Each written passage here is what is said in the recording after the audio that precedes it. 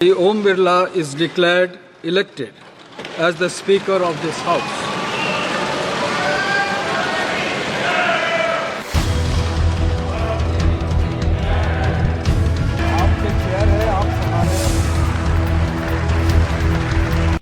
Hello, नमस्ते, नमस्कार and Ram Ram.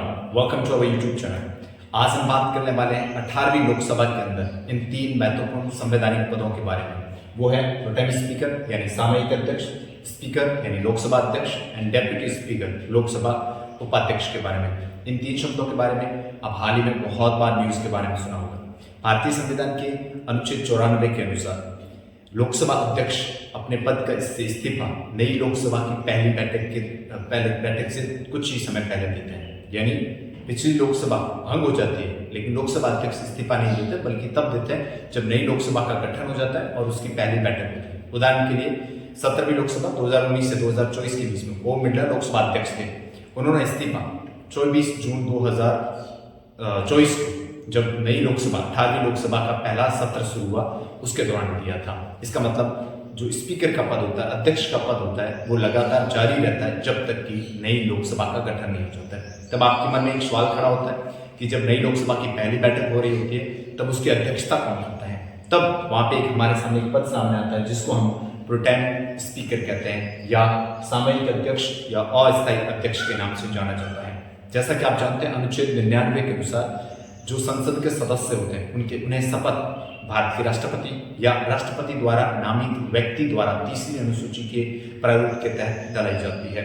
जब राष्ट्रपति या राष्ट्रपति द्वारा नामित व्यक्ति, जो ये नामित व्यक्ति है, ये नामित व्यक्ति ही प्रोटेम स्पीकर कहलाता है। इसका कार्य क्या होता है? इसका कार्य होता है जितने भी नए सदस्य आते हैं उन नए सदस्यों को नियुक्ति दिलाना यानी शपथ दिलाना और उसके बाद में जो स्पीकर यानी लोकसभा अध्यक्ष है उनके चुनाव की प्रक्रिया का संचालन करना है। अब आपके दिमाग में सवाल आएगा कि प्रोटेम स्पीकर का चुनाव कैसे होता है। प्रोटेम स्पीकर के चुनाव के लिए मिनिस्ट्री ऑफ पार्लियामेंट्री अफेयर्स यानी जो संसदीय मामलों का मंत्रालय है उसके द्वारा एक लिस्ट जारी की जाती है।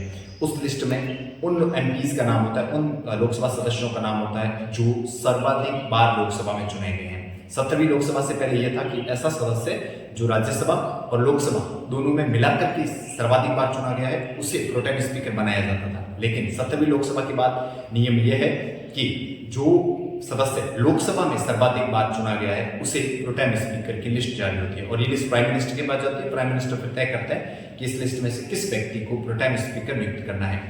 अगर हम 18वीं लोकसभा 2024 की बात करें तो भाजपा के एमपी, भाजपा के जो लोकसभा सदस्य हैं भर्तृहरि मेहताब, वो 7 बार लगातार लोकसभा के लिए चुने गए, उन्हें प्रोटेम स्पीकर नियुक्त किया गया है। इसको लेकर विवाद हो गया बिकॉज इस तरह से लगातार 7 बार बीजेपी से सांसद भर्तृहरि मेहताब को प्रोटेम स्पीकर नियुक्त किया गया है। के सुरेश जो कि इंडिया ब्लॉक से आते हैं उन्हें इसलिए नियुक्त नहीं किया गया क्योंकि वो 8 बार एमपी लगातार नहीं है बल्कि बीच में उनका टर्म चेंज होता रहा है। तो कंजिक्यूटिव नहीं होने की वजह से भर्तृहरि मेहताब को लोकसभा प्रोटेम स्पीकर नियुक्त किया गया है। उनके द्वारा अन्य सदस्यों की शपथ दिलाई गई थी। अब प्रोटेम स्पीकर अगर कार्य करने से थक जाते हैं तो उनके लिए 3 अन्य सदस्यों की नियुक्ति की जाती है। इसके अलावा प्रोटेम स्पीकर के द्वारा लोकसभा स्पीकर के चुनाव का जो तारीख तय की जाती है और तारीख तय होने के बाद उनका चुनाव जब तक नहीं हो जाता और नया लोकसभा स्पीकर या अध्यक्ष नहीं आ जाता है तब तक लोकसभा प्रोटेम स्पीकर कार्य करते हैं। जैसे ही नया लोकसभा अध्यक्ष चुना जाता है प्रोटेम स्पीकर का कार्य समाप्त हो जाता है। अब हम बात करते हैं स्पीकर यानी अध्यक्ष पद की। भारतीय संविधान के अनुच्छेद 93 के अनुसार लोकसभा अपने सदस्यों में से ही एक अध्यक्ष और एक उपाध्यक्ष का चुनाव जितना जल्दी हो सके करेगी। यानी एक अध्यक्ष बनाया जाएगा और एक उपाध्यक्ष। परंपरा यह है कि अध्यक्ष सामान्यतः सर्वसम्मति से सत्ता पक्ष का यानी जिस पार्टी की सरकार है उसका होता है तथा उपाध्यक्ष विपक्ष को दे दिया जाता है। लेकिन इस बार ऐसा नहीं हुआ क्योंकि एनडीए और इंडिया ब्लॉक के बीच में विवाद हो गया और जब एनडीए यानी नरेंद्र मोदी की जो सरकार है वो अपने उपाध्यक्ष का पद विपक्ष को देने के लिए तैयार नहीं हुआ तो इंडिया ब्लॉक ने भी अपना एक कैंडिडेट खड़ा कर दिया। इसका 18वीं लोकसभा 2024 में 26 जून 2024 को लोकसभा अध्यक्ष पद के लिए चुनाव हुए। उसके अंदर एनडीए की तरफ से कैंडिडेट ओम बिरला थे जो कि 17वीं लोकसभा में भी अध्यक्ष थे, उनको खड़ा किया गया और दूसरी तरफ इंडिया ब्लॉक की तरफ से के सुरेश जो मैंने अभी बताया जो प्रोटेम स्पीकर के लिए चुनाव लड़े थे लेकिन भर्तृहरि मेहताब को बना दिया गया, उन्हें वहां पर चुनाव के लिए खड़ा किया गया। फिर वहां पे इलेक्शन हुआ लेकिन ध्वनि मत से पारित हो गया। ध्वनि मत का मतलब होता है कि जब लोकसभा स्पीकर का ओम बिरला ने आवेदन किया और के सुरेश ने भी आवेदन किया, लेकिन उसके लिए वोट ऑफ डिवीजन नहीं हुआ, यानी वोटिंग नहीं हुई, बल्कि आइज एंड नोइज के तहत, यानी जो सदस्य ओम बिरला के पक्ष में थे उन्होंने यस बोला, जो नहीं थे उन्होंने नो बोला, और यस जो था वो अडॉप्ट हो गया। संवैधानिक प्रावधान नहीं, यानी संवैधानिक ओम बिरला को लोकसभा अध्यक्ष चुन लिया गया।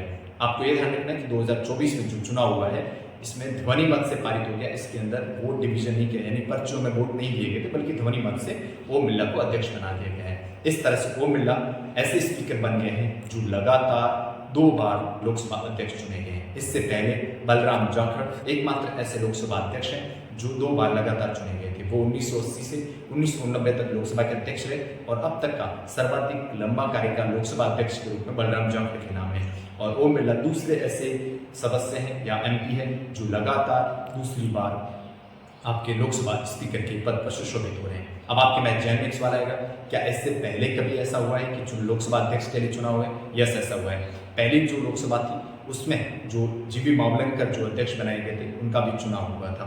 इसके अलावा चौथी लोकसभा 1967 में भी आपके नीलम संजीव रेड्डी के जो लोकसभा अध्यक्ष बने गए उनका चुनाव हुआ, और 1976 में बलीराम भगत जब लोकसभा अध्यक्ष बने थे तब चुनाव हुए थे। यानी ऐसा नहीं है कि पहली बार चुनाव हुए, पहले भी चुनाव हुए, लेकिन सामान्यतः यह होता है कि लोकसभा अध्यक्ष का पद सर्वसम्मति से सत्ता पक्ष को दे दिया जाता है।